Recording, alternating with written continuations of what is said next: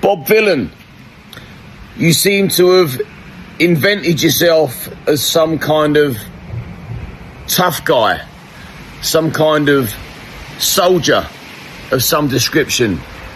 You're a fucking Boy Scout, celebrating the of a wholesome man that was kind enough to debate people that he disagreed with, and you're celebrating his and then you're coming out saying you weren't celebrating it.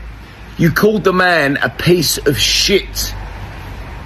The elation was all over your shit-eating face. You're a piece of shit yourself. You're a animal. I don't know who you think you are. Who are these people that are cheering and clapping in the crowd? What? Are they all on day release? Or maybe they didn't hear what you said and they're just cheering mindlessly. But you are a dog. You are a part of the problem. You're a dog, you're a rat, you're a slag, you're a no mark. Your music career is gonna fold like you've never seen before. You're a talentless rat anyway. You got no place being on the stage. Least of all celebrating the assassination of a decent man that most of the country love and adore and respect the fact that he was a free speech warrior and was prepared to engage with people that disagreed with him in a calm and collective manner. And you're celebrating his in front of your minion audience. Mate, the world is a small place. If you ever see me and you want to approach me with that kind of energy, man, it's the last thing I ever want to do. And talking tough on the internet isn't my thing. But if you ever fancy putting yourself to the test, come and approach me and come and repeat those words that Charlie Kirk is a piece of shit. See how long you stand on your feet in front of me after repeating those words. You fucking filthy no good of a man. I wish you the very, very worst. You fucking leftist simpleton. You are part of the problem. You need to somewhere else where you fit in better, because you don't fit in here. You don't match the mindsets of your average day British human being. Evil, dirty, horrible slag of a man. Who the do you think you are, getting on your poxy stage and celebrating the of a young gifted man that's left his wife and children behind because some liberal psychopath assassinated him, and you're celebrating that, you dog. Mate, bring that energy if you ever see me in the flesh. Bring that energy to me if you ever see me in the flesh.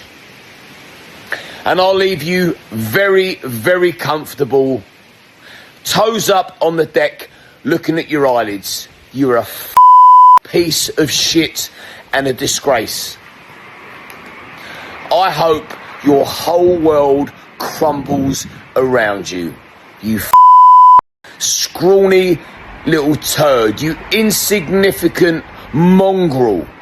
Talentless. The political and cultural fallout surrounding the of American conservative activist Charlie Kirk has now spilled into the British music scene. Liam Tuffs, a rising but often outspoken online figure, released a video clip this week aimed squarely at punk grime artist Bobby Violin. In the clip, Tuffs launched into a tirade filled with vulgar language, criticizing the singer. According to sources who viewed the recording, Tuffs accused Violin of mocking tragedy and using the moment for political point, scoring, "His language was laced with insults and expletives," framing Violin as emblematic of what he sees as a corrosive culture in British music and politics. Tuffs said in the clip, adding that such behavior crosses a line of decency. Bobby Violin, known for his sharp political lyrics and anti-establishment themes, had expressed satisfaction online over Kirk's departure from the political stage, While many of his followers applauded the post, others, particularly those aligned with the populist right, viewed it as evidence of hypocrisy and intolerance. Charlie Kirk's case has shaken conservative networks on both sides of the Atlantic, triggering an emotional reaction that transcends politics. Figures like Tuffs have seized on violence comments as symbolic of a deeper cultural divide, one in which music and politics collide with increasing ferocity. For the left, Kirk's legacy as a polarizing and controversial figure makes his passing a flashpoint for anger that has long been simmering. Violent's willingness to vocalize that anger, and Tuff's decision to respond so aggressively, reflect the deep fractures in political discourse. The clip has sparked debate online, with critics blasting Tuffs for escalating tensions with unnecessary vulgarity, while others defended his reaction as righteous anger at perceived insensitivity. Meanwhile, supporters of Bobby Violin argue that his remarks were in keeping with his outspoken artistry and his broader critique of conservative politics. This clash highlights the increasingly blurred lines between cultural expression and political activism. What might once have remained a disagreement between two fringe figures has instead turned into a proxy battle in Britain's wider culture war. Well, it very much depends. I think with the deportation flights imminently taking off this week, there's still so many unanswered questions. I think not much has been said about what happens to people when they reach France. Will they be offered support and asylum by the French government, or will they be released back into the arms of people smugglers on the beaches? That's a real concern.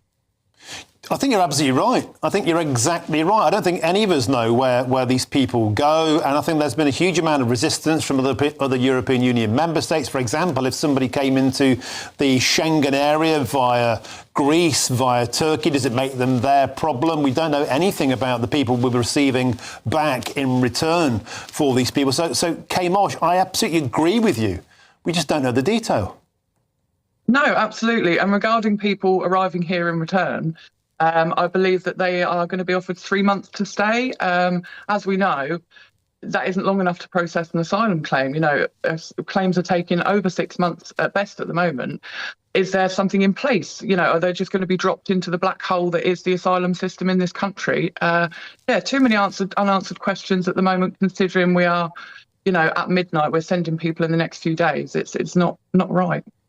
Kay Marsh, I suspect where we will disagree, though, is that many people do believe that it is the right thing to do to deport people who broke into the country illegally. It's a phrase you might not like, but the electoral will seems to be moving towards the fact we need to remove people if they come here illegally, and the Labour Party seem to agree with that.